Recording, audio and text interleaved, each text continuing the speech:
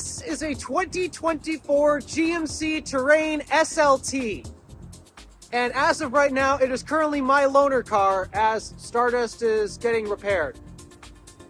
That'll be a future video. Just before we actually dive deeper into this video, I apologize for how dirty this car looks. Literally, the car was delivered to me dirty, and yeah, it was not detailed, and whoever drove this last as their loaner vehicle, they clearly had no idea of what the idea of cleanliness even is, and yeah, the vehicle is pretty dirty. I did my best to detail the interior, but I'm not a professional detailer, so I thought I'd just let you guys know the vehicle's gonna be a little dirty, especially on the outside. That aside, again, this is a loaner vehicle I have, so I didn't actually reach out to my friends at Q&I Chevrolet GMC for this. They actually gave me this as a loaner as Stardust is currently in repairs. Again, that'll be a separate video, but I thought that I'd give them a shout out anyways because, again, this vehicle came from the same place who let me review that Chevrolet Blazer EV. This is actually a very popular vehicle amongst GMC's lineup, the Terrain. It's GMC's smallest crossover SUV. I'll be honest, I have a bit of bias. I do personally really like GMC. My family actually drives two different GMC vehicles. My dad, a GMC Sierra, and my mom, a GMC Yukon. So this family is actually longtime GMC owners. I am a big fan of the GMC brand, but when it comes to their smaller offerings, I'm not entirely sure, to be honest, because as I've been driving this loaner around for the past 2 days now, well, I found that I'm not particularly loving this vehicle that much, though it might have something to do with the fact that this is a crossover and not a sedan. Because if you guys know me, I love sedans. Sedans are so underrated. There goes the sedan right now.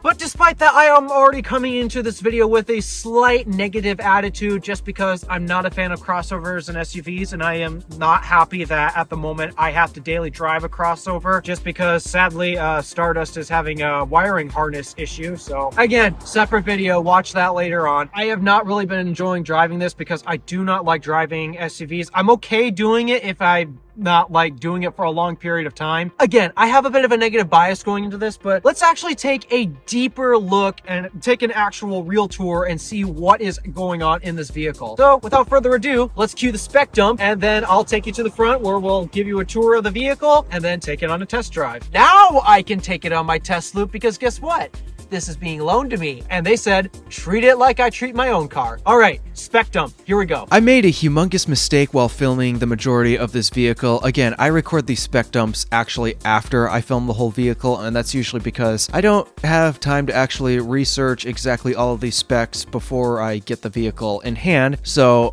just so you know, if I say things throughout the rest of this video after the spec dump, that's just me not doing my research at the proper time. I keep mentioning that the GMC Terrain is offered with multiple engine options, except it appears for the year 2024 at least, yeah, that is completely done for. It used to be offered with 3 different options, being 2 different 4-cylinder gas-powered engines and along with a diesel-powered 4-cylinder engine, but now those options are completely gone and we are stuck with, for all models, a 1.5-liter turbo 4-cylinder engine. This engine produces up to 175 horsepower and 203 pound-feet of torque. It is hooked up to a 9-speed automatic transmission. All of these are available with all-wheel drive, and actually it's standard on the AT4 and up. Fuel economy ratings for the front-wheel drive are 24 city, 29 highway, and 26 combined, and then for the all-wheel drive, subtract all of those numbers by 1. This vehicle is capable of towing up to a maximum of 1,500 pounds. This is every single trim level available. In terms of the pricing structure, your SLE front-wheel drive, your base model, will start at a bare minimum of $30,095. Adding all-wheel drive on top of that will bring you to $31,695. Then when you upgrade to the SLT front-wheel drive, that will start at $34,095, and adding all-wheel drive to that will actually start you at $35,695. From this point on, all-wheel drive is standard, and the AT4 will start at $36,890. And if you want the top-of-the-line Denali model, which actually that is the most popular trim of this vehicle, believe it or not, it's actually actually the most popular trim level of any GMC vehicle, to be honest, the Denali will set you back $39,995. You could probably just call it $40,000 at that point. For today's tester, just so you guys are aware, I do not actually have the window sticker of this vehicle, so I do not know the actual pricing of this, but I did my best to spec this out on the website, option for option, feature for feature, and this is the best I could come up in terms of pricing. So today's vehicle is the SLT all-wheel drive, which starts at $35,695, and the only option this vehicle has is actually a front license plate. Yeah, this is the legit base model SLT all-wheel drive. There are no options on this aside from the front license plate, as you can see in the picture. That will add an extra $40 to that. Once you add destination of $1,395, you will come to a total price MSRP of $37,130 as equipped. As always, we start our tours here at the front of the vehicle where we discuss the styling elements of it. And it's actually not very hard to tell which vehicle is a GMC because they have a very distinct and unique and bold styling. One thing that a lot of us GMC people know and love is their rugged designs. GMC loves to have a more rugged approach compared to Chevrolet or the rest of GM's brands. And so we're going to find a rugged looking but very blingy GMC chrome 3-bar grille right here. This is not the Denali model, but the Denali model has that signature chrome mesh grille that we all know Denalis are just infamous for being so chrome blingy. This isn't that chrome blingy, but it still has their signature 3 bars. Again, it's a rugged design. And then turning to our lighting here, we have a mixture of LED and halogens, as we can see. We have our signature GMC C-shaped LED running light here, along with our standard LED low beams. I can't tell if our high beams are LED as well. Yeah, that's an LED bulb. Okay, that's good to know. The lighting setup is mostly LED. However, you might have noticed we have more signature GM cost cutting. Now, I do know that LED turn signals are available. I think, however, they might only be available on the Denali model. Sadly, we have halogen turn signals today. And then we also happen to have a fog light down here. I believe that's LED. I will correct myself if I'm wrong. But for the most part, the majority of the setup is LED. I just wish that they didn't cost cut with the turn signals. Interestingly, this happens to need a prop rod. Come on. Yeah, you need a prop rod to hold this hood open. And today's example is going to be featuring the base model engine, which is a 1.5 liter 4-cylinder. There's really nothing special about this. Yeah, it's just 1.5 liter. I don't even think there's a turbo on. And it's held up by a prop rod.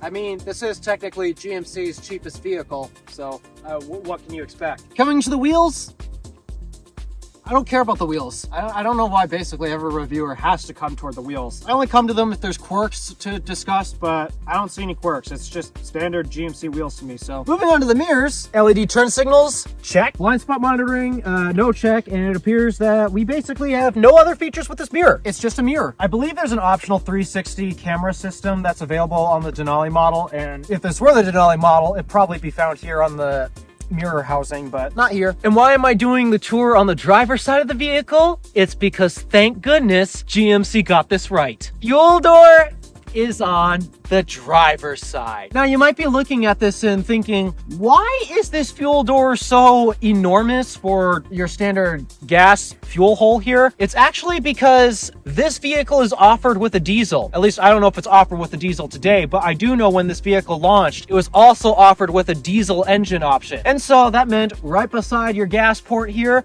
you also had another port for your DEF tank. And that is why the fuel door is as enormous as it is. And thank goodness it is on the driver's side of the vehicle. And then coming to the rear of the terrain, I am very proud to say that once again, GM has completed one of the 2 lighting elements that are very important when it comes to tail light. Element number 1, they are all LED lights, be it these running lights, the turn signals, brake lights, and your reverse lights. They are all 100% LED. Thank you. Now I'm going to continue to harp on you again for the other thing that you still have to get right. These turn signals also happen to be the brake light. Last I checked, turn signals are supposed to be amber and brake lights remain red. This is how it should work. They should always be separate bulbs, and I am always going to harp on anyone who designs the car this way. Turn signals and brake lights should never be the same bulb. They should always be 2 distinct bulbs no questions asked. So yeah, they still have yet to fix that. And since we're back here, how about we discuss the trunk?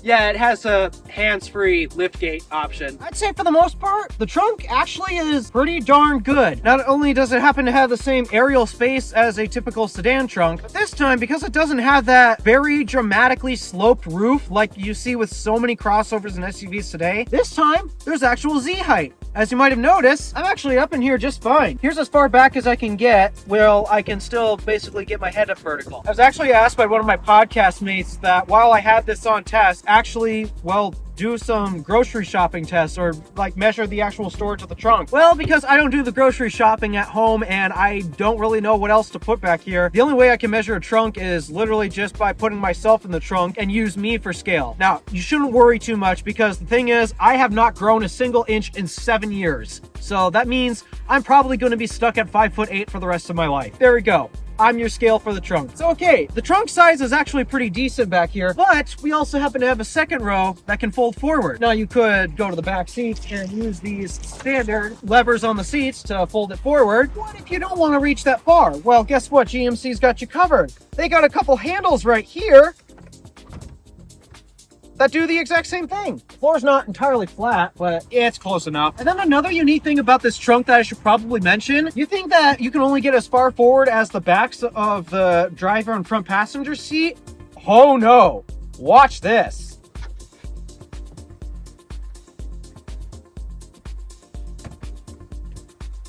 Oh, that's right. The front passenger seat folds down too. What other vehicle has that feature? I don't know about you guys, but that's pretty freaking cool. While this might be GMC's smallest SUV, they make sure that you can fit basically whatever you need to in here. Now, albeit you can't fit all 5 people and like a ginormous amount of stuff, but you can definitely fit 5 people in here along with each one having a suitcase just fine.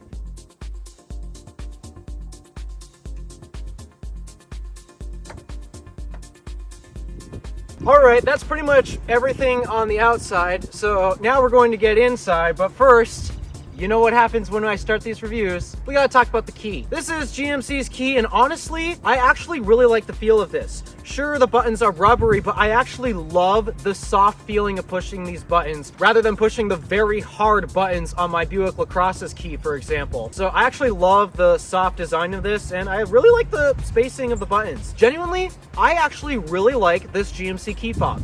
I'm actually not happy that they have ditched this in favor of a more very hard plasticky button key fob. GMC, please bring a key fob like this back. Please! And then we also have to talk about, of course, the one feature that I just love about these new cars. It's the smart entry system where you can open the door. Oh wait, but push the button, the car's locked. Push the button again, unlocked. Again, locked. Unlocked. And now, let's get in. All right, now that we're inside the vehicle, of course, I'm going to first show you how to turn it on. You're going to find, once again, a standard push button start-stop right here. This is actually standard on every vehicle. I'm pointing this out because there are actually some vehicles you can buy today that still have the old traditional insert the key and turn it on. This one, however, happens to have a standard button to turn the engine on and off. So you can tap it once to only turn on the accessories, or if you hold the brake down and just tap it again, that will start the vehicle up. So when it comes to GMC interiors, actually, this is supposed to basically rank in between Chevrolet and Buick, where the materials get a very ever so slight upgrade over a Chevrolet. However, Buick is still going to offer nicer materials because Buick is supposed to be in between this and Cadillac. And I say this because for the most part, when it comes to GM's design, their philosophy in terms of design is mostly make the vehicle look a lot more rugged and style it more rugged. And that also typically means the material choices are actually going to be a little more rugged as well. If you compare this interior to the Chevy Equinox, which is actually this vehicle's sister vehicle, this is definitely going to have a much more rugged appearance compared to the Equinox, where the Equinox is more, I don't want to say basic, but this is definitely going to look more rugged to that. And that leads to a very rugged choice in terms of materials in here, including this soft touch plastic here on the door, more soft touch plastics here. You have a sort of leather-ish feeling material, though it doesn't feel like high quality leather, but it does feel durable, which is again what GMC goes for in terms of rugged design. We have a faux wood trim here. This is not real wood, along with a real aluminum door handle. I do know this is real aluminum because I actually machined this stuff, so I do know. That is one upgrade that you'll find in GMC vehicles over Chevy. They'll actually swap out the aluminum looking plastic. They're all plastics in Chevy vehicles. They'll swap out the aluminum looking plastics and actually put in real aluminum. Like for example, this real aluminum door handle here, these aluminum accents right here, this is real aluminum, along with right here and this aluminum accent right there. More over here in a minute. You'll find your memory seat buttons right here, which I have not programmed because I don't own this vehicle. I'm just borrowing it, as well as your door lock controls here, along with your power mirror controls. They are not power folding. Again, these mirrors are extremely basic, but you do have your mirror controls right here, your window lockout, and then it's time to perform the window test. And just by looking at these switches, I have a bad feeling that this is not going to do very well. So push that down, driver window goes all the way down, pull, yep, we're automatic up. So if I had to guess, that window is going to go all the way down, but it's not going to go auto up.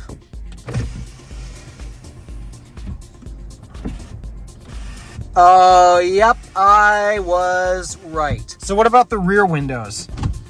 Okay, those are auto down, but those are also not auto up. That's exactly what I expected. So those are your window controls there. And then also right here, you'll happen to find your trunk button with actually a little dial here to control the height at which the trunk opens up. So you can flip it here to completely shut off the power lift gate if that bothers you for whatever reason. I know that would definitely bother my parents and they would definitely leave it in the off position. You can set it to 3/4 in case you happen to be in a low parking area with a very low ceiling, or set it to max for the widest opening available. Over here, you'll find an electronic parking brake along with your headlight controls, as well as your interior lighting controls as well. This vehicle also has fog lights. That's where you turn them on. Then coming to the steering wheel here, it is nicely leather wrapped. I really like this leather actually. I think it's the same one that my Buick has. And then actually, I like these controls much better than the Blazer that I had just reviewed recently. This will be your cruise control buttons right here. I don't know if this vehicle is equipped with adaptive cruise or not, but I do know that adaptive cruise is available for this vehicle. And then you'll also find your forward collision warning button right here, along with a very much needed up here heated steering wheel. You'll find your voice command button right here, along with your hang up call button right there. I believe you can use this to answer calls as well. And then also these buttons right here are going to control, these buttons right here are supposed to control your, oh, there we go. There's your multifunction display controls. You have to scroll this way to change all that. It's not a very big screen. I don't think there's a bigger screen available for this, so I guess this is what you're stuck with. And then of course the gauges are very basically set up with your tachometer here on the left, your fuel gauge right there, engine temperature, and your speedometer. This vehicle is never going to go 160 miles an hour. Why do they insist on choosing such an extremely high top speed? It makes traveling at low speeds hard to read. I hate it that they do this. Thank goodness that they have a digital speedometer there. And of course, flanking the steering wheel, you're going to find your turn signals and high beam controls. You also have auto high beams, I guess. And then you'll find your wiper controls right here. Coming around to the rest of the vehicle, you're going to find a soft touch plastic up here, along with, again, real metal. These are real aluminum accents right here. A very cheap plastic, once again, flanking the display right there. We'll get into that a little more. And then over here on the passenger side, you'll find more of that faux wood, real aluminum trim right here. A little storage pocket right here. And then again, the rest of the vehicle is mostly soft touch plastics, except for when you get down here. Then you get into hard touch plastics, which they don't feel nice. But now I want to talk about storage actually. So here's the center console. You'll get a little tray right here that can hold some pens, though I'm not entirely sure why you need this, because when you take a look at the doors, you'll find a nice little pocket right there that does the same thing on every single door in this vehicle, believe it or not. But you can remove this and you get a pretty darn deep center console. I forgot to grab my iPad, so I can't actually give you a scale of how big this is, but it's roughly the same size as my car and the Blazer I just reviewed as well. You'll also find 2 USB ports right here. In front of that, we have, strangely, I don't know what you would store here, but I guess you have another storage area right here. And then you're going to find your all-wheel drive controls right here, or your, if you want to call them drive modes, you can call them that. This dial right here is going to control your all-wheel drive system. So the vehicle defaults, every time you start it up, I believe it defaults to 2-wheel drive, which is good because that's going to be the more efficient driving method. But when you need to engage all-wheel drive, all you have to do is twist that, and there you go. All-wheel drive engaged. And if you happen to be in a hilly area, well, you can twist that again and it'll switch to whatever hill mode that I have no idea what that's supposed to stand for, but yeah, you have that. You'll have hill descent right here along with your lane departure warning system and also your heated seats. I believe ventilated seats are offered, but that's only available on the Denali model. But I really like how GM, on some vehicles, they decide to let you choose between just your back or your back and your butt. You'll find your cup holders right here, along with another bin to store phones or whatever junk you want, along with a USB-C port. Thank you, GMC. That is the port of the future, and that is a port we all need, along with your standard USB-A and an aux jack. Keep in mind, this car was actually designed in 2018, so that's actually a fairly decent set of connectivity for back then. My apologies for the bad lighting, but you'll also happen to find it technically is a center pass-through, because if you actually take a look, that is my hand right here. There is a center pass-through, but it's mostly useless because there's this huge divider right here and it's extremely thick to the point where you really only have like another pen storage. I guess this vehicle is pretty good for storing pens, so if you happen to have a lot of pens you need to find places for, this vehicle's got every single place needed for a pen. And all of this storage is actually made possible thanks to an electronic shifter. This is one of the most weird shifters I've ever seen. This is a push button array this time, but I've never actually seen it laid out this way. But for the most part, the idea of this layout is, here's your hand, you'll have your index and your ring finger on your reverse and drive buttons here, along with every other finger flanking the rest of this. I don't know, I'm not entirely sure how that's supposed to work, but to put the vehicle into drive, you just pull this back and now you're in drive. And if you want to shift gears manually, this is the dumbest thing I've ever seen actually. You push the L here, and then the way you shift gears manually is via these buttons. This is actually the only way to manually shift. You have to use these buttons. Hope you're not a manual driver enthusiast, because this is terrible if you ask me. Neutral's right here, and then to put the car into reverse, pull that back, and here's your backup camera. I do believe there's a 360 camera available on the Denali, but don't quote me on that. And I actually do want to list one complaint with this backup camera. The angle's just too wide. And then to put the vehicle in park, that's what the P is for. Moving up, you're going to find your dual zone automatic climate control setup, where every single climate control function is all right here. There's no menu you go into the screen to turn on climate or do anything. All of your climate settings are right here. Be it your temperature knob, nice and big, your fan speed right here. These are your zones, along with AC and recirculating buttons, and then your defrost buttons. And then to sync the passenger climate, that button's located right there too. Above that, you'll find our hazard light buttons, and because this vehicle happens to have an auto start stop system, if you happen to not like that for whatever reason, you can turn that system off right here. If this light is on, that means the auto start system is on, but that turns it off. I leave it on because I like to save gas. You'll find some media controls right here. Actually, for the infotainment system, GM gives you a separate knob that you can use to scroll throughout the infotainment system, just like that. And speaking of our audio system, how about we take a sample?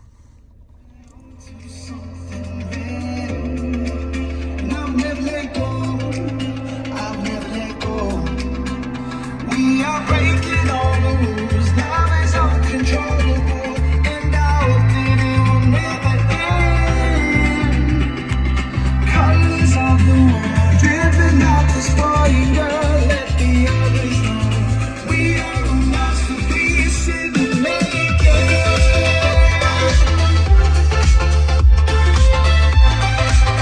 We are a masterpiece in the making.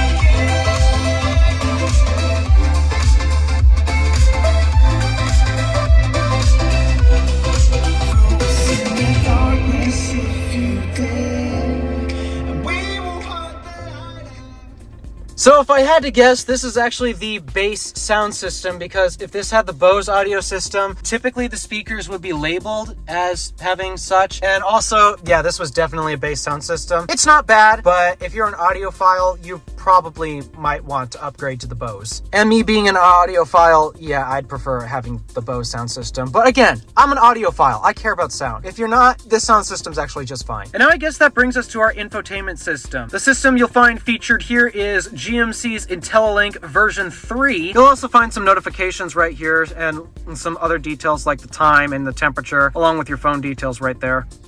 Maybe some vehicle stuff as well. Then coming here to the home screen, you'll have your audio app right right here, which will take you to your radio settings, or if you happen to use Bluetooth, like what I'm using. And again, you can use USB audio, and there is an aux jack along should you prefer. Your phone settings right here are basic phone stuff with a keypad, your favorites, basically everything you want from a phone app. This vehicle does have a Wi-Fi hotspot too. This does not have navigation. I don't care if a vehicle has factory navigation or not, and that's because I like to use Apple CarPlay. Once I'm done with my Pixel challenge, I'll go back to using Apple CarPlay. But because I'm still in my Pixel challenge at the moment, I have to use Android Auto, which it's not terrible. You do have access to Apple CarPlay and Android Auto in this vehicle, which gives you access to either Apple Maps or Google Maps, depending on what you prefer. There's an app store available for this, and that's if you like to actually download, like, for example, Spotify or iHeartRadio and have it natively on the system here. I don't know why. I just pair my phone and use Apple CarPlay or Android Auto to do that, but it has that. And then you also have some settings in here with some rather interesting stuff. The biggest things in here that I like are the teen driver and the valet mode settings. So if you give this car to a valet, you can basically lock all the storage compartments and basically lock out all the data functions. So your valet has no idea what it is you do with your car. And when it comes to teen driver, are you nervous about your teenager taking out your car? You can monitor them via teen driver. So the way this works is you have to get another key, but basically what you do is you get a key and program it specifically to work with teen driver. So that way, when the teen driver is in the vehicle, it will trigger teen driver mode. And basically this will monitor everything that the teen does, be it monitor where they've been. If it has navigation, this vehicle does not have navigation, so you're probably not going to get that functionality. And it'll also monitor how much did you rev the engine, or did you speed or anything.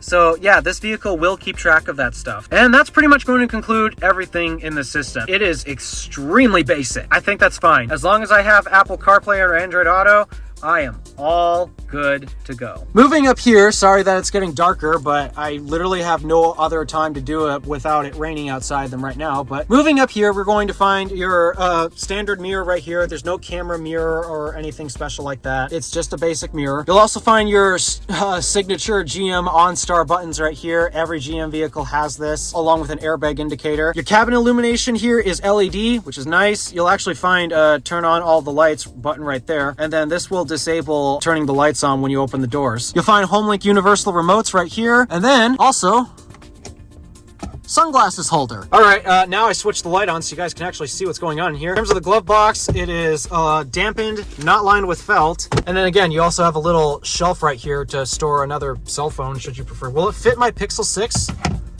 Yes, it does fit a Pixel 6 Pro. My evil twin did not want to join me for this review today, so I'm going to have to give you my own personal backseat impression. So getting in right here, let's see what we've got. The materials definitely did not come through because this is definitely a harder plastic. Yeah, especially right here. So once again, these materials are definitely not the same, and they are much worse and harder quality back here. But you'll still find more of that faux wood and real aluminum handle, surprisingly, along with your leather-ish armrest. And interestingly, you have a pocket here for storage and a pocket there. Neither of the front seats get an extra pocket in the door right there. And again, you have pens. It's like this vehicle is made for holding pens, seriously. And then you'll find a cup holder right there as well. This seat has a map pocket. This seat has a map pocket. You'll have rear climate vents right here, and actually available on the Denali model are rear heated seats. Because this is the SLT and not the Denali, there are not rear heated seats. But you will find 2 USB ports, and actually, all the way down there is a household style NEMA 515 120 volt outlet. In terms of room back here, well, this is me behind myself. I am 5'8", and yeah, I'm sorry that it's so dark in here. This is me behind myself. I've got gobs of space right here, but this is the passenger seat all the way back. So if we actually slide on over here, I still got a couple inches left with the passenger seat all the way back. The back seats are actually very comfortable. I am very impressed with the back seat comfort. They support me actually just fine. Like thigh support is pretty good. My back is actually very comfortable. There's nothing weirdly pressing against me. Back seat's very good compared to the Blazer where you had that weird bump on the bottom of the seat that just pushes against your butt. That was so weird. And in terms of your armrest here, you get cup holders, and the seatbelt here is also detachable if you use the key. I can't demonstrate right now because that's a two-handed job. So overall, back seat, pretty darn good. All right, so this time I can actually take the vehicle on my test loop. That's because it's being loaned to me and and they said, treat it like I treat my car, so I'm taking it on my test loop. Starting here from a standstill, this is where we do our acceleration tests. Let's see how fast this thing boogies. Bit of a delay.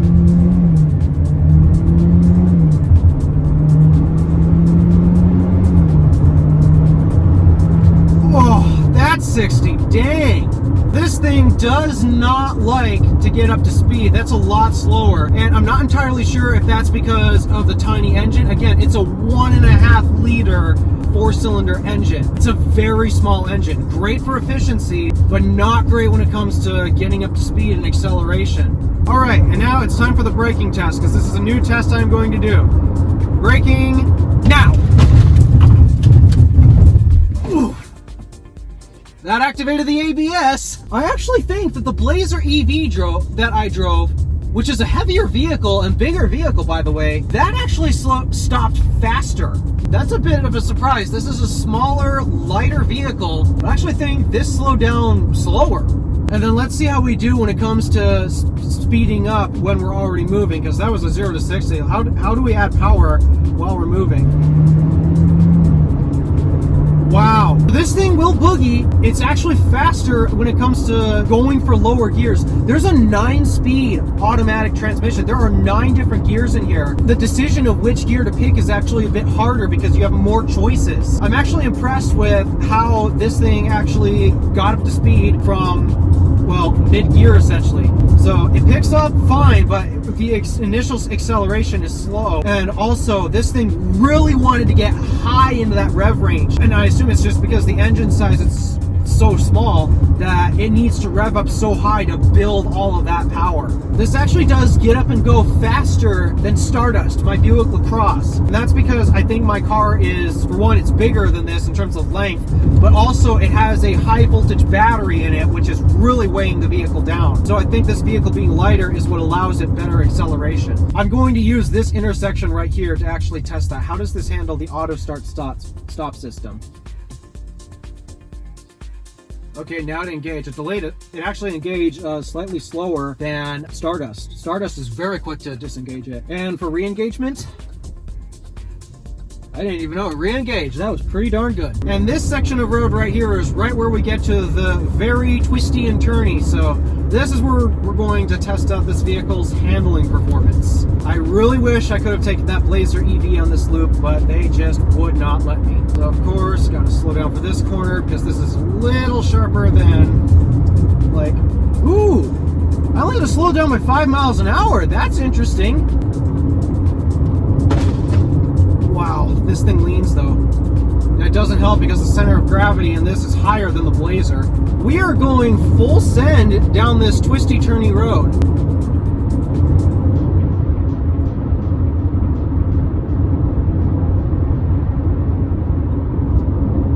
She handles okay. Yeah, not gonna lie, this is actually handling a lot better than I expected. I would have thought this vehicle being so tall, the center of gravity would be so much higher, but this thing is doing extremely well. I almost think it's doing better than Stardust. Stardust is a sedan, then again, she's a heavy sedan, and you feel so much more body lean in that. Going down the twisty, turny downhill here, I am actually very surprised to see how well this vehicle is actually handling. I was very shocked to see that. It does very well. Okay, let's see how well you do with an all-wheel drive acceleration.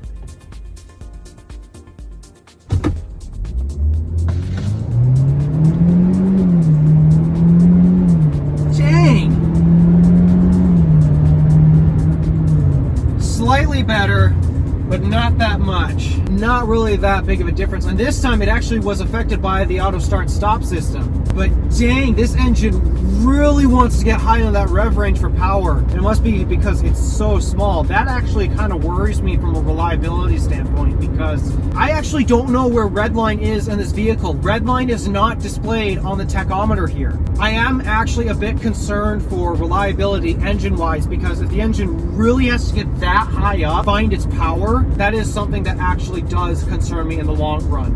Something to keep note if you get the 1.5 liter engine. I strongly recommend, if you can, there's it's either a 2-liter or a 2.5-liter engine. I don't remember the actual size at the moment. That will be covered in the spec dump that you've already watched. But that engine, I strongly recommend you get. That or the diesel. So I guess while we're finishing up the rest of this drive, because there's one thing we haven't tested out yet that I need to actually start testing out, I want to talk about seat comfort and some things about this vehicle that actually is a bit of a problem for me. I personally do not like driving crossovers and SUVs. I know that some people actually like the idea of sitting up high. That's really personal preference. I personally don't like that. I prefer to sit as low in the vehicle as possible. Get me as low to the ground as possible. I like that from a driving dynamics standpoint, and also I have a better feel of what the car is doing when I can actually sit low to the ground. But with this vehicle, you really can't do that. And then my other very massive issue that I have with driving this vehicle in particular, I felt some of this with the Blazer EV, but not as much as I'm feeling it here in this vehicle. Visibility is actually really bad to me. Sure, the windshield is actually tall, I'll give it that, but my main problem is there's two issues actually. The hood of this vehicle is actually very high up compared to every other crossover SUV that I have driven. The hood is actually very high up, and I do not like that. I do not like the height of the hood. And then other visibility things that I should point out, the blind spot. I cannot see anything behind the B pillar. Whatever's in front of the B pillar, that's it. That completely ends my vision of what's to the side of me. And I have to rely on my mirrors. And again, there is a blind spot between your mirrors and the B pillar. And unfortunately, I can't see there, and this vehicle does not have blind spot monitoring to assist with that. It does actually make me a bit more nervous driving this vehicle in town. Like right now, there is a car in my blind spot. So if I were to merge lanes, I would have actually ended up merging directly into it because I cannot see right there. I know that it's a subjective thing, and it will all depend on who you are, the size of your body, and your driving position. But for me and my driving position, the best I can get comfortable in this vehicle, it's not ideal at all. I struggle to see out this vehicle actually. I give Ford so much crap for their seat engineering. Honestly, the reason why I don't like these seats is I think they're too tight. I think they hug me a little too much. This is not a sporty vehicle, despite that, yeah, okay, we were having some fun in those corners back on that road. But this vehicle is not supposed to be sporty, and I do not like how tight these seats hug me, and unfortunately, I can't adjust the bolsters. So that is something that I think you guys should take note. If you're a guy who's bigger than me, you might have issue with the seats, because these hug me too much. And now we are going to go down this road for a very particular reason, and it's to test ride quality. This road is in terrible condition. Seriously, it sucks. I hate driving down this road. Almost there. There's the dirt patch. All right, here's the dirt patch. Here we go. This is where we have some really bad bumps. I am purposefully trying to drive in the bumps.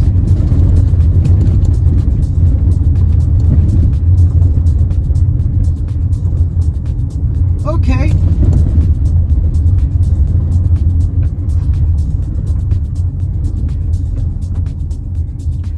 Not terrible. I'll call that passable. That's passable ride quality to me. From a performance standpoint, this car actually does drive very well. My issue is I do not like sitting up high. I can't see out the side, and I do not like how high that hood is. So it's really all personal, subjective stuff to me, and that's why I don't enjoy driving this car. From a driving dynamics standpoint, actually, this car does pretty well. I'd much rather drive Stardust, to be honest. Sure, she's not as zippy as this. This actually does feel zippier than Stardust, but I think that's because Stardust has to carry a high voltage battery with her because she's a hybrid vehicle. Therefore, yeah, that's the situation with that. But from a driving dynamics standpoint, this vehicle does very well. I'm very impressed with the driving dynamics. I just wish that I could see out of this vehicle and that I could get lower to the ground. So that is going to conclude my driving impressions of the GMC Terrain. Let's get this on the cardboard. For your guys' information, I have a whole document explaining how I calculate all of these scores in case you guys are interested. Starting off under the hood, in terms of power, the 175 horsepower and 203 pound-feet of torque are only enough to get this a 4 out of 10. In terms of transmission, this vehicle has a grand total of 9 gears, which is kind of crazy. Usually that would leave room for docking points because if it does not do a good job at selecting gears, I dock points for that. Except actually this thing does an amazing job at choosing which of the 9 gears to use at any given moment. It keeps its 9 out of 10. In terms of drivetrain, this is the all-wheel drive model, but again, that is optional on the SLT here, so that gets you a 4 out of 10. 0 to 60 happens in a very slow 9-ish seconds, and as a result, that's only good enough for a 4 out of 10. In terms of fuel economy, the fuel economy ratings for this are actually good enough to get you a 6 out of 10, giving you a total score for under the hood of 27 out of 50. Next up are the weekend categories, and just so you guys know, I know these scores are going to look extremely brutal, but that's because normal cars actually never do well in the weekend categories. This is more reserved for fun cars. This is not a fun car. In terms of styling, it's GM's typical bold styling, but it's pretty average. It's bold, but it's nothing special for a GMC. I'll give it a 5 out of 10 for that. In terms of visibility, it's extremely poor, as you definitely heard me go off on the test drive, and I have to give it a 3 out of 10. I have a hard time seeing out of this vehicle. Handling was a lot better than I expected, and I'm giving it a 5 out of 10. I do have one concern with the handling, though, that I actually ended up not realizing I didn't cover. Because it has a high center of gravity, I'd strongly recommend to be careful in off-camber turns, because actually, on the sun visor, there is a sticker labeling, make sure you don't take this thing into corners too fast, and I have a pretty good feeling as of why that might be the case, so just so you're aware. Be careful when it comes to taking it into corners like that, but it gets a 5 out of 10 regardless. Fun factor, this is not supposed to be a fun vehicle at all, and I can have fun in any car because I just have amazing back roads I can take the cars on, so. But in terms of general fun factor, it's supposed to be like a daily driver car for those who like crossovers and SUVs. It's a 3 out of 10. And in terms of cool factor, nobody really cares about this car at all. The only cool factor you're going to get is, oh hey, you bought a new car. But literally nobody has any interest in a GMC Terrain, and that's just because it's supposed to be a slightly nicer Chevy Equinox. Yeah, it's getting a 1 out of 10, bringing you to a total weekend score of 17 out of 50. And then finally, we have the daily category, starting off with features. This vehicle is reasonably well equipped. It's got some decent tech in it, but again, this is a relatively base model and it's missing a lot of stuff, so it gets a 5 out of 10. In terms of comfort, it does pretty darn good and pretty average, although I do have to dock it a point because I'm not exactly a fan of the seats. They hug me a little too much, and I'm giving it a 4 out of 10. In terms of quality, the materials aren't exactly the nicest, but the vehicle really is put together so well. Fit and finish is so nice. I'm going to give it a 4 out of 10. In terms of practicality, I literally have no idea how this vehicle is not practical. The trunk has the same aerial space as a sedan, and this time it retains most of the extra Z height benefit you get with a crossover. And then there's so many storage nooks and all that seriously, if you're a pen collector, you're going to have a hard time not finding a place for your pens. Overall, this is a mostly practical vehicle, but there is one thing about it that I do have to dock it for, and it is in regards to reliability. It's a slight dock, but I think it's worth it. I'm a bit concerned with the engine constantly revving at 5,500 RPM in order to actually get you decent power. Now, I would probably not dock this if I knew where Redline was, and Redline was at a safe spot, but unfortunately, the tachometer does not display where Redline is, so because of that, I'm going to hold some reservations about engine reliability if it's going to constantly be spinning up this high to get you your power figures. I'm going to give practicality a 6 out of 10. And in terms of value, I'm actually extremely impressed with the value of this. It's a very practical vehicle, relatively efficient, and as long as you're not taking this on many interstate trips where you really need to get on the highway at fast speeds, yeah, actually, I think this is a decent value. And I've taken a look at the used market, and these things are at pretty good prices used as well. I'm going to give this a 6 out of 10. This is a pretty good value, bringing the total daily score to 25 out of 50. Add them all up, and we get a grand total score of 69, the internet's favorite number, 69 out of 150. Not the highest score out of every single vehicle I have reviewed, for example. The only other crossover SUV I have actually reviewed is actually in the electric category, and that is the Chevrolet Blazer EV, and that has a much higher score of 83. But those vehicles aren't exactly the same in terms of size comparison. We're comparing a compact crossover to a mid-size crossover. That, and also one of them happens to be electric. That's where it ranks amongst the rest of the vehicles that I have reviewed so far. Overall, despite that, I kind of sounded like a Debbie Downer at the beginning of this review. The truth is, the GMC Terrain is actually a pretty darn good daily driver. It is actually very much recommendable, and sure, it's going to be more expensive than the Chevy Equinox, and in theory, the GMC is supposed to be like a slightly more dressed up version of the Chevrolet. You really don't get to experience that until you get to the Denali model, which kind of sucks. For the most part, this vehicle is actually pretty darn good, and I can definitely recommend it to people. I just can't recommend it to myself because, again, I do not like driving crossovers and SUVs, and they are overrated, to be honest. But for a crossover SUV, this is a solid product. Alrighty, thank you for watching. Do me a favor and interact with the stuff below. My name is DeWolf, Random Alpha, signing out.